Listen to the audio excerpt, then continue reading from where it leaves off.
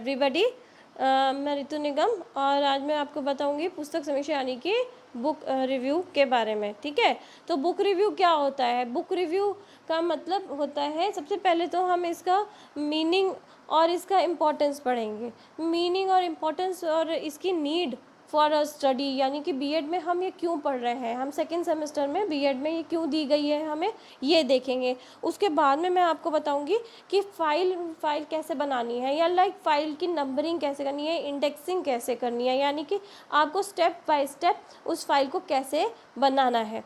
Then I will tell you about the internal and external aspects of that particular book जिसका कि आप review कर रहे हैं। उसके रिव्यू आपको कैसे करना है और रिव्यू करने के बाद उसको एक्सप्लेन कैसे करना है, उस बुक का कौन एक चैप्टर एक उठाना है और उसे एक्सप्लेन करना है। Right, okay.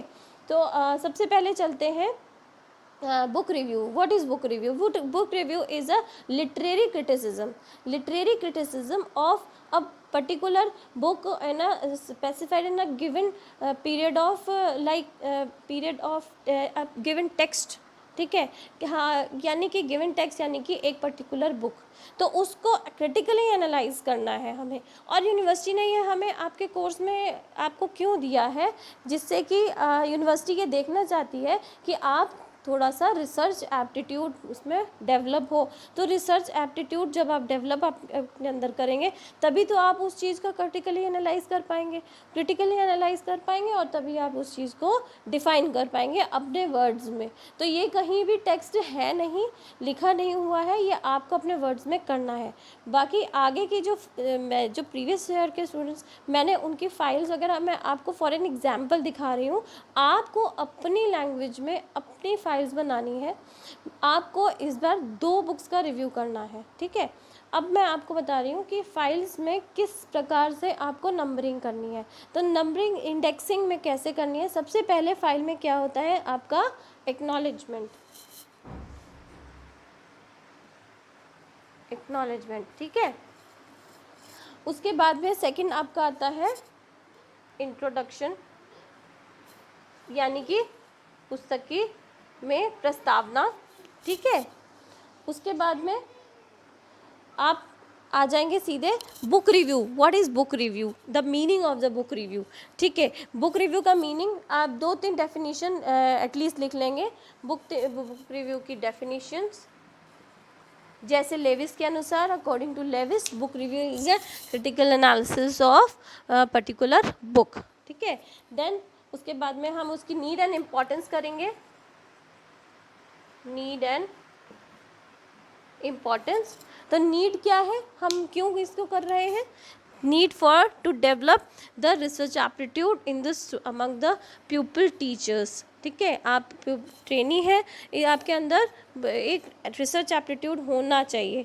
और इसकी इम्पोर्टेंस क्या है? इम्पोर्टेंस ये है कि आप बीइंग अ टीचर आप एनालाइज कर सकते हो कि जो बुक लगी है, या आपको कोई जैसे प्रिंसिपल्स अलाउ करती हैं कि टीचर्स आईसीएसई बोर्ड में कि टीचर्स जो हैं प्रिस्क्राइब कर सकते हैं कि कौन सी बुक उन्हें बच्चों के लिए लगानी है। तो आप खुद ही एनालाइज कर सकते हैं कि आपने कौन सी बुक बेस्ट टू बेस्ट बच्चे के लिए अप्लाई करनी है।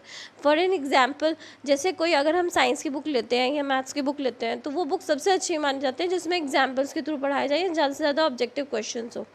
या सपोज आपके बीएड की बुक ले लें अगर, तो बीएड की बुक कैसे अच्छी मानी जाएगी? जैसे कि आपका एक्सप्लेनेशन के बाद जब बुक में लास्ट में समरी चैप्टर के लास्ट में होती है, तो हर चैप्टर के लास्ट में थोड़े से समरी हो, वो बुक बड़ी अच्छी मानी जाती है कि चलो हमने for a period of time, हम जो है एग्ज़ाम टाइम में जल्दी जल्दी पढ़ने की बजाय सारी बुक हम एक समरी पढ़ रहे हैं, तो that book is good. However next हम आगे आएंगे, तो उसके आप इंडेक्स में, ये इंडेक्स है, इसमें टेक्स्ट बुक के बारे में लिखेंगे। टेक्स्ट बुक यानी कि पाठ्य पुस्तक। तो टेक्स्ट बुक क्या होती है, उसका मीनिंग क्या होता है, ये आपको सब जगह मिल जाएगा, चाहे नेट से, और नहीं तो मैंने इसका टेक्स्ट मटेरियल भी अवेल करा रखा है, टेक्स्ट फॉर्म में मैंने व्हाट्सएप पे भेजा हुआ है, वो आपको अपने ग्रुप में अवेलेबल हो गया होगा। तो हिंदी इंग्लिश दोनों है। पाठ्य का अर्थ क्या है? पढ़ने के योग्य। ठीक है, और पुस्तक वो है जिसे पढ़ के कुछ सीखा जा सकता है, तो उसे पाठ्य पुस्तक कहते हैं। तो पाठ्य यानी पढ़ने के, और पाठ्य पुस्तक मतलब वह पुस्तक जिसे पढ़ के कुछ सीखा जा सके। अच्छा, फिर हम आते हैं, ये मीनिंग और डेफिनेशंस हो गए। इसके बाद आते हैं बुक के एक्सटर्नल आस्पेक्ट्स पे। बुक का एक्सटर्नल आस्पेक्ट कैसा होना चाहिए, जैसे कि उसका कवर पेज कैसा होना चाहिए, कैसा है। आपने जो बुक सेलेक्ट की है, आपने चाहे यूपी बोर्ड, आईसीएसई, सीबीएसई कोई भी बुक ली है, एनसीईआरटी की ली है, तो उसका कवर पेज कैसा है, कलरफुल है, अंदर जो बच्चा जल्दी फाड़ तो नहीं पाएगा। उसके बाद अंदर एक्सटर्नल एस्पेक्ट्स में आपके आ जाते हैं बुक्स के जो है पब्लिशर कौन है, राइटर कौन है, तो ये सब इसके एक्सटर्नल एस्पेक्ट्स आ जाते हैं। उसके बाद आते हैं इंटरनल एस्पेक्ट्स, यानी कि आंतरिक पक्ष पे। तो आंतरिक पक्ष ही हमें डील करना है मेनली, ठीक है। तो आंतरिक पक्ष में आ जाता है आपका सारा बुक का चैप्टर्स। अब आप इंडेक्सिंग से स्टार्ट करते हैं, ठीक है। जब नंबर ऑफ़ चैप्टर्स कितने हैं, बच्चे की साइकोलॉजिकल नीड्स के अकॉर्डिंग है या बहुत ही डिफ़िकल्ट उन्होंने दे दिया है। उसके बाद में आप ये देखते हैं कि इंडेक्सिंग उन्होंने कैसे की गई है, टीचिंग मैक्सिमम उसको प्रूव किया है या नहीं, जैसे कि इजी टू डिफ़िकल्ट है, मूड से अमूड की तरफ बढ़े हैं। तो चैप्टर का अनुक्रमणिका कैसे है, लाइक सीरियल नंबर वाइज कैसे दी हुई है, ये आपको सबसे पहले इंटरनल एस्पेक्ट्स में देखना होता है। फिर आप इंटरनल एस्पेक्ट्स में आएंगे, चैप्टर्स कैसे दिए हुए हैं। सपोज़ आपने हिंदी या इंग्लिश की कोई बुक उठाई है, तो इंग्लिश की बुक्स में पोएम पहले होती है जनरली, तो इजी पोएम्स दी हैं, उसके फ़ोटोज़ भी दिए हैं, एग्जाम्पल्स दिए हैं, ऑब्जेक्टिव क्वेश्चंस दिए हैं, उन फोटोग्राफ्स के साथ में एक्सप्लेनेशंस भी दिए हैं, और प्रैक्टिस क्वेश्चंस बहुत ज़्यादा है, यानी कि बच्चे को बहुत टाइम है कि वो होमवर्क वाला पार्ट कम करे और स्कूल में मैम के साथ ज़्यादा टाइम स्पेंड करे। अब सपोज़ किसी बच्चे ने कहा था मैम इंग्लिश के बारे में बुक रिव्यू का बताइए, तो इंग्लिश में आप जैसे सपोज़ ग्रामर की कोई बुक उठाएंगे, तो ग्रामर की बुक्स में जैसे स्टार्टिंग के चैप्टर्स होते हैं nouns, then pronouns, then verbs, adverbs. तो ऐसा तो नहीं है कि बुक में कहीं एडवर्ब पहले दे दिया गया है। तो ये एक स्टार्टिंग की जो आपका एनालिसिस है वो इंटरनल एस्पेक्ट्स में आ जाएगा। फिर अब आते हैं अपने एनालिसिस नंबर 1। आप 2 एनालिसिस करेंगे। आज मेरा ये फर्स्ट वीडियो है, तो मैं आपको एनालिसिस 1 करा रही हूँ, यानी एक बुक का एनालिसिस करा रही हूँ। नेक्स्ट वीडियो में मैं आपको दूसरी बुक का एनालिसिस कराऊंगी, राइट। तो वैसे मैंने इंग्लिश और हिंदी के लिए, मैथ्स के भी लिए जो है दे दिया है।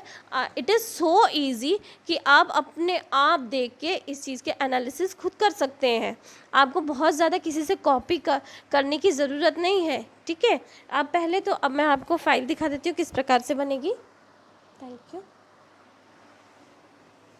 ये देखिए, जैसे मैंने आपको बताया था what is a book review, ठीक है। इसका मीनिंग, इंट्रोडक्शन, नीड क्या है,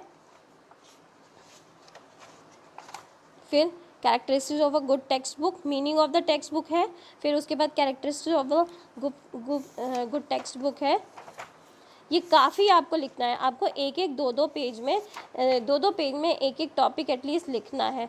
role and importance of text book क्यों इम्पॉर्टेंट होती है बताइए। अच्छा, टेक्स्ट बुक इसलिए इम्पॉर्टेंट होती है क्योंकि वो बच्चे के मेंटल डेवलपमेंट में एक गाइड की तरह काम करती है, और इसके जो है लैंग्वेज बच्चे के कभी कभी बच्चों को इतना अट्रैक्ट करती है, बच्चों के लिए इतनी प्रभावशाली होती है कि बालक जो है सबसे अच्छी फ्रेंड अपनी बुक को मानने लग जाता है। अब एक्सटर्नल एस्पेक्ट्स की तरफ आते हैं। जैसे मैंने आपको बताया था binding, quality, title of the paper, page number क्या कितने हैं, मतलब ऐसा तो नहीं कि बहुत ही थिक बुक है।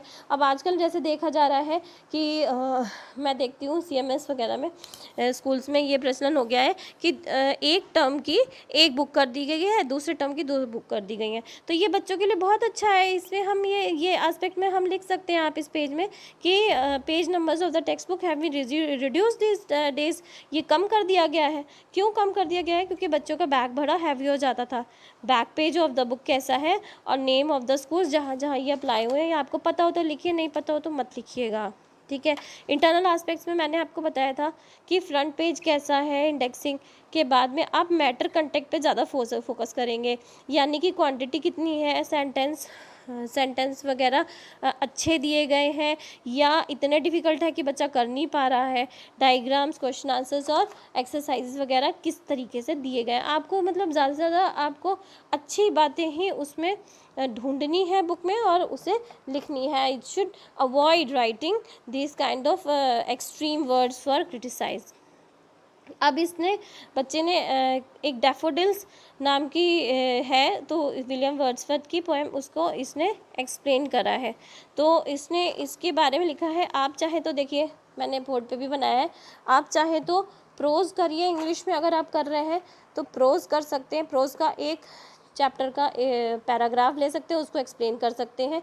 पोइट्री एक ले सकते हैं, उसका एक पूरी पोएम का आपको कितना है लॉन्ग पड़ेगा, आप ज़्यादा से ज़्यादा 2 पेज में पोएम को लिख के और उसको एक्सप्लेन कर दिएगा कोई छोटी सी पोएम लेके। तभी तो मैं आपसे कहती हूँ कि 6-7 की कोई बुक लेके आप कर लीजिए, उसका बना लीजिए, that will be very easy for you and plus that is very understanding. Grammar part अगर ले रही हैं, चाहे हिंदी में आ रहा है चाहे आप इंग्लिश में, हिंदी में आप अगर हिंदी की कोई किताब लेनी है तो उदाहरण विशेषताएं लिखिए, पाठ का नाम लिखिए, उसका कविताएं लिखिए, चाहे व्याख्या लिखिए, ठीक है। इस तरीके से देखें, इसने इंग्लिश का किया है विलियम वर्ड्सवर्थ का, इसने वर्ड्सवर्थ के बारे में भी लिखा है, ठीक है। तो अगर आप एक्सप्लेन कर रहे हैं, फिर इसने देखिए, इस बच्चे ने जो है वो लगानी है एक वो जिस बुक का एनालिसिस कर रहा है उस बुक का पेज लगाना है, ठीक है। इसमें नहीं है लेकिन मैं आपको लगाना है।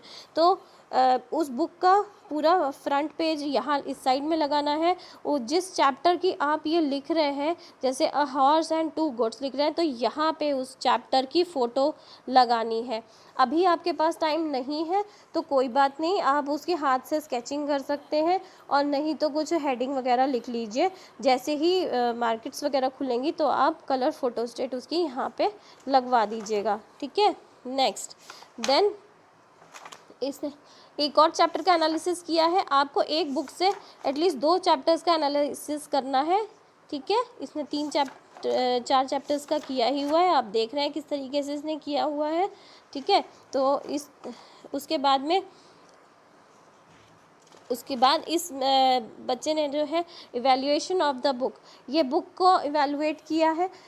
आप इसमें निष्कर्ष पे पहुंच सकते हैं पाठ्य पुस्तक के, जिस तरीके से ये हिंदी में जैसे करते हैं हम लोग भी, निष्कर्ष, ठीक है, कंक्लूजन और पाठ्य पुस्तक के दोष, और आप अपने सुझाव दे सकते हैं। सुझाव में आप क्या देंगे कि पाठ्य पुस्तक में सबसे ज़्यादा क्या चीज़ें हो सकती थी, यानी कि आप अगर ये देना चाहते हैं कि पाठ्य पुस्तक बहुत